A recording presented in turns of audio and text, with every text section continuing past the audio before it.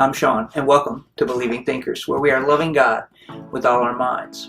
Here on Believing Thinkers, we teach philosophy, theology, and apologetics, so you can share your faith, think rationally, and above all else, love God with all your mind as well. Today, on Believing Thinkers, we're going to be discussing arguments.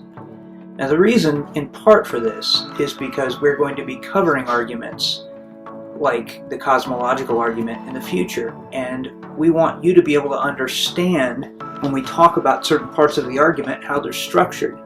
But moreover, just in general, for us as Christians, whether we are thinking or expressing our beliefs about the nature of reality itself, about God or the existence of the soul, or even just the beliefs about the Bible, it is critical that we understand how to form a proper argument. And after all, if we want to hold only true beliefs, which we should want to do, we need to be able to explain to others why those beliefs are correct. And in order to do that, we've got to teach you. So are you ready? Then let's get started.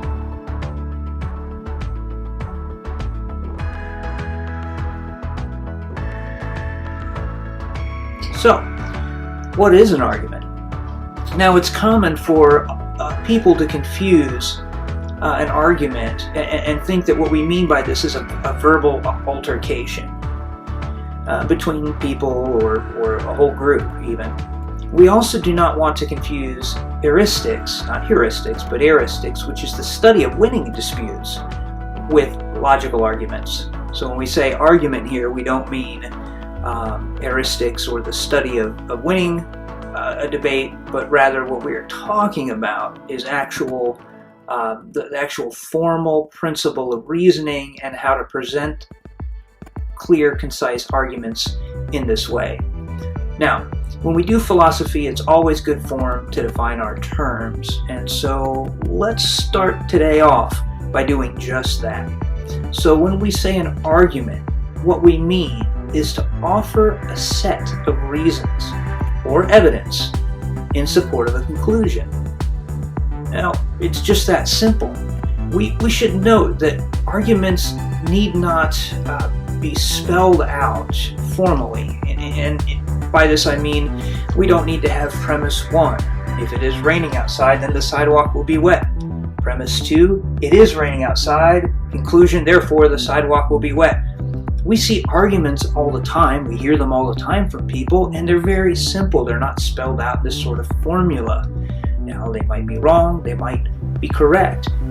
After this series, hopefully you will understand enough to start being able to evaluate arguments and to be able to hear others' evaluations and decide for yourself if those are correct. Now, getting back to this definition, so then arguments are an attempt to support a claim with reasons. That's really all they are. And in fact, I recently had a conversation with somebody. You tell me if this person was making an argument where they said, well, so-and-so is wrong, and here are the reasons why. I said, well, seems to me there's a problem with your argument. Right away, they rejected my statement, said, well, I'm not making an argument. Sure you are, was my response. Of course you are. Because, why? They had a claim and they supported it with evidence. Doesn't matter whether you spell this thing out formally or not. And again, we'll get into that, how that's done in the future, but I just want to clarify that. Now, in logic, the reasons that provide support for a conclusion are called premises.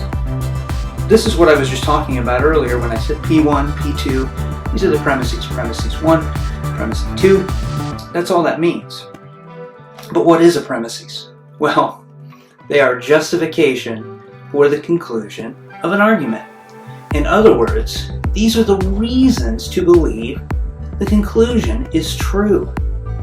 Now, the conclusion is simply the thing we are trying to prove. That's really all there is to it. Hey, speaking of which, Grandpa, can you give us an example of an argument? You're wrong, Yeah. because you're ugly. Well, he has a conclusion, and Grandpa's given a reason to believe it. So I guess it's an argument, but is it a good one? Let's talk a little bit more about what arguments need to help poor grandpa out here a little bit. Arguments as a whole need two things. They need true premises, and this is pretty obvious what we mean, but we'll address this concept in much more detail later on as we get into specific arguments. The second thing an argument needs is that the premises need to support the conclusion.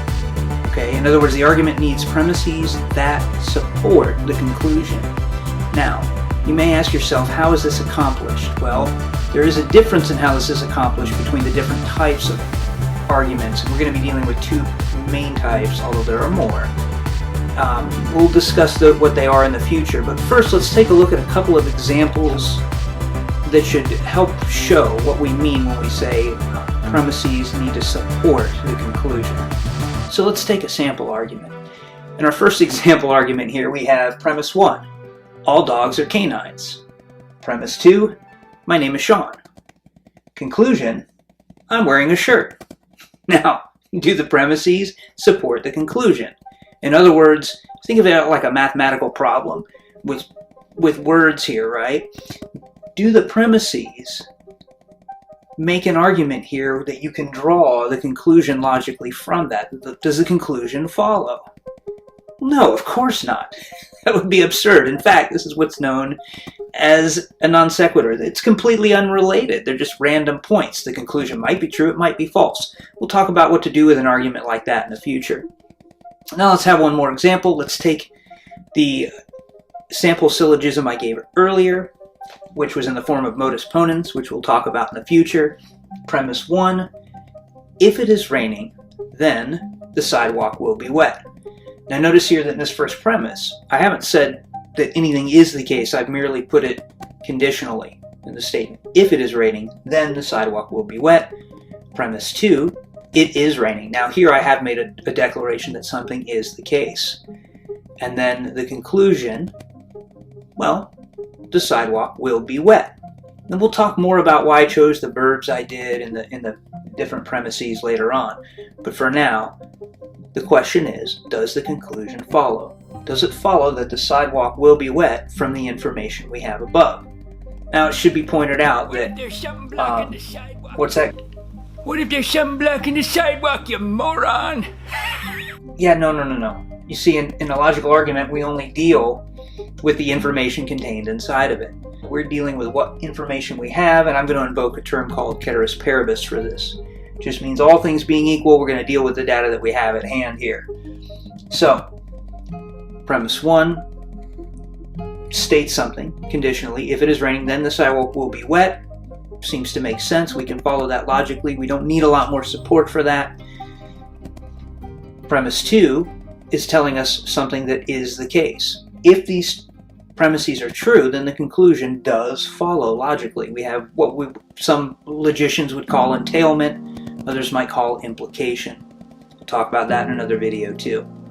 So, do the premises follow, or are they supported? Do they support the conclusion rather? Yes. And if they are true, as I said, this meets our two basic requirements. Again, how we determine whether or not these things follow. These two examples that I chose are very, very simple.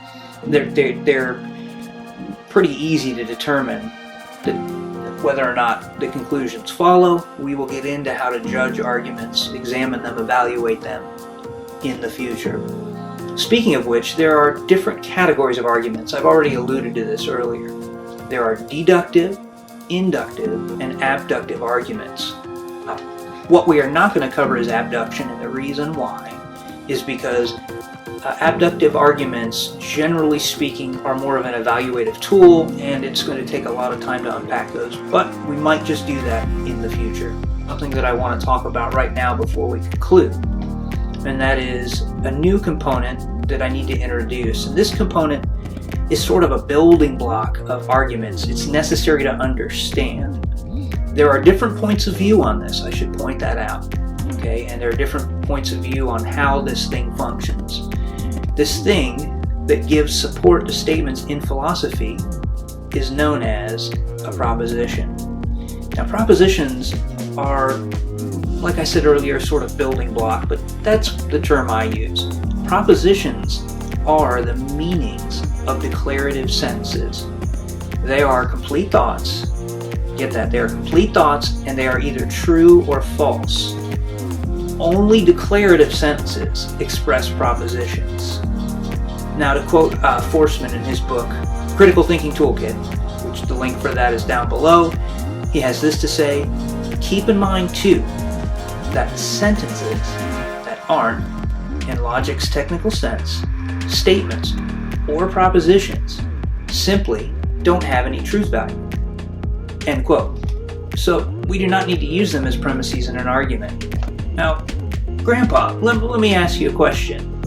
Can you give us an example of a proposition, some statement that is either true or false? That proposition, huh? Hey, what about this?